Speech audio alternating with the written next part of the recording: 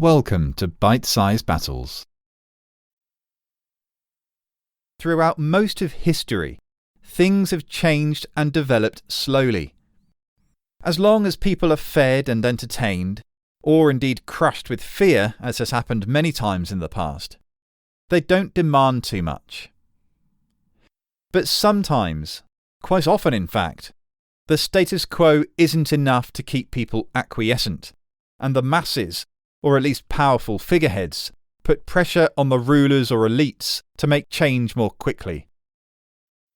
Think the English barons forcing King John to issue the Magna Carta, or the US government repealing prohibition after 13 years of pressure to do so.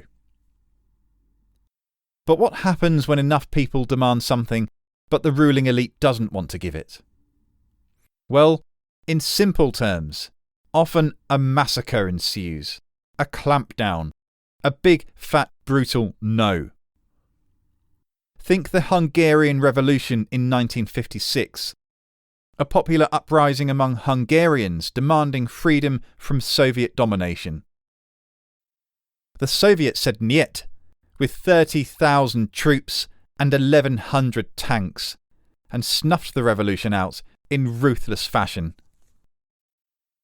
But sometimes a revolution takes place which gathers enough pace and enough support from people who fervently believe in an ideology that suddenly, snap. The rulers can't snuff them out all that easily, and a fight breaks out between those loyal to the status quo and those demanding something altogether different. A major break in the continuation of a nation's, a continent's, or even the whole world's history occurs. Last time we looked at religion as a cause for why we fight. Ideologies can be just as powerful. Secular religions for their adherents. So welcome to this, the 4th episode of Why We Fight. Revolution and Ideology. There was once a period of about 100 years, from the 18th to the 19th centuries, in which it seemed the status quo was being threatened or overturned everywhere. There were revolutions or wars of independence in what became the United States of America, in China, throughout most of Europe, including twice in France, and right across Latin America. So frequent and widespread were these, the time has become known as the Age of Revolution. The spark for these emerged from a revolution of a different kind, the Scientific Revolution.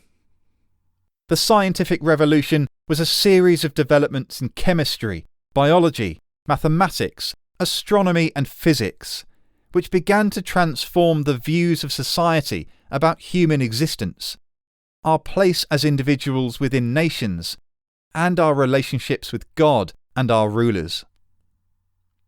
For thousands of years, save for exceptions like ancient Roman republicanism and Greek experimentation with democracy, the vast majority of people lived their lives unquestioning under the authority of a single ruler, supported by a noble elite. These ancient and medieval monarchs, emperors, oligarchs, shoguns, chiefs and khans were challenged from time to time, but cases of general uprisings of the population were rare. Far more often, if rulers were challenged, it would be by their own elites. This central control was underpinned by overwhelming military force, cultural acceptance of a person's place or lot, economic pressure, or religious belief. The conviction that your God has ordained your ruler to rule you, and to go against said ruler would be to defy your God and damn your soul. So it's not too difficult to understand people's reluctance to rise up then. But from the 16th century onwards, the scientific revolution and the work of men like Copernicus, Galileo, Sir Isaac Newton and Sir Francis Bacon began to change that. The world today wouldn't be as it is without these great scientific pioneers. In turn, the scientific revolution spawned the European Enlightenment, which created much of what we consider today to be Western thought and culture. Ideas like the sovereignty of reason, liberty, progress, toleration, constitutional government, and the separation of church and state. These are all deemed a given today, almost dare I say, taken for granted. But they were radical concepts in the 17th and 18th centuries. To some, they were downright dangerous. Ultimately, though, these ideas, especially those of liberty and constitutional government, influenced American revolutionaries to overthrow the British in a war of independence which erupted in 1775. The British, of course, resisted these ungrateful Yankees, whose colonies wouldn't even exist had it not been for them.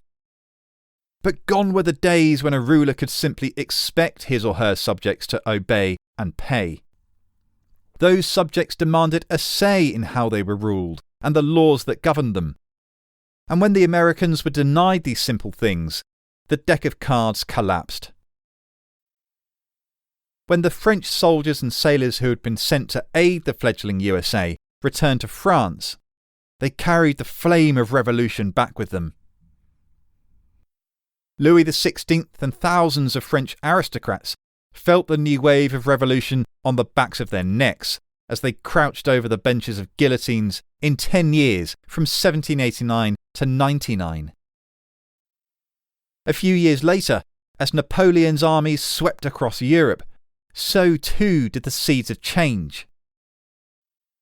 His occupations sparked nationalist movements everywhere, which then, after Napoleon's demise, morphed into violent demands for greater levels of democracy and much, much less monarchism. The Spanish and Portuguese empires in Latin America fractured as they became too weak to hold them together, and entire new nations emerged: Colombia, Venezuela, Peru, Ecuador, and Bolivia. The scientific revolution and the Enlightenment had given birth then to such powerful new ideologies that they swept across continents, tearing down centuries-old monarchies, breaking up empires, and destroying orthodoxies which had previously stood undisputed. Of course, not all the revolutions of this period were entirely, or even at all, about the ideas of the Enlightenment. But the point is, new and attractive ideologies drove millions of people to war, to fight for what they hoped was a better future. And we can see the same effects with equally powerful but hugely damaging ideologies like Marxism, Bolshevism, and communism. Their proponents have been so committed to the ideals of these ideologies that the new ruling elite demanded changes that were so harsh and fast and simply wrong that many millions of people died in the 20th century because of them. China's Mao is reputed to have killed 45 million people. 3 million died in Pol Pot's Cambodia. 20 million in Stalin's Soviet Russia. The ideologies of fascism and Nazism too were responsible for the deaths of possibly 80 million people, including 6 million Jews. But before World War II, they were alluring, tempting ideologies which promised a better life and more national prestige. They lured in Italy, Germany and Spain, the latter through a bitter civil war. But given the very costly failed experiments of far-left and far-right ideologies, you might think the 20th century's lessons would be so blindingly obvious that those ideologies would have died in 1945 and, let's say, at the fall of the Berlin Wall in 1989. But there's been a recent resurgence in interest in far-left and far-right ideologies. They remain seductive, and often because they give people a chance to voice discontent when they feel disenfranchised by a perceived political or cultural status quo, or indeed a change to the status quo which they don't like. In the US, for example, It's no accident that there is a simultaneous increase in self-styled Antifa riots and far-right violence. The more one feels threatened by the other, the more motivated each become in a vicious cycle that must be interrupted and calmed, because history teaches us that revolutions and civil wars start this way. Ideology is so potent that it also led to a global Cold War which lasted half a century and led the world to the brink of nuclear catastrophe. Generally considered to have begun with the Truman Doctrine in 1947 and ended with the dissolution of the Soviet Union in 1991, the Cold War was essentially a military and ideological standoff between the democracies of the West and communist Soviet Russia and her allies. The Cold War got hot through deadly conflicts in Korea and Vietnam, but it came closest to all-out annihilation during the Cuban Missile Crisis in 1962. Thankfully, sense and peace prevailed, but it highlights again how ideologies can drive us to the very brink of global calamity. During the crisis, the US readied the largest seaborne invasion force since D-Day, raised their military readiness to DEFCON 2, which is the highest it's ever been, and had Air Force nuclear bombers in the air over Europe 24 hours a day. Had President Kennedy and Chairman Khrushchev not worked out a deal, we all might not be here now. Ultimately, because of ideology. The force of revolution and ideology, then, has been irresistible several times throughout history. They are the secular religions of their believers, and many, many people have laid down their lives for them, or indeed been victims of them. I'll close with that famous quote so often misattributed to Voltaire, but actually written by Englishwoman Beatrice Evelyn Hall. It reads, "I disapprove of what you say, but I'll defend to the death your right to say it."